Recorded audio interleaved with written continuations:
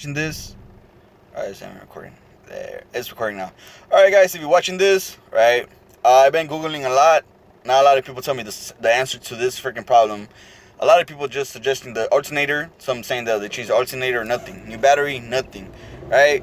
So, well, I'm recording this just to see what my problem is and what I did to fix it, right? So what I'm gonna do today at school is test the alternator and the battery.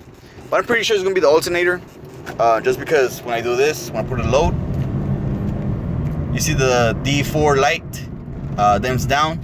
So I'm pretty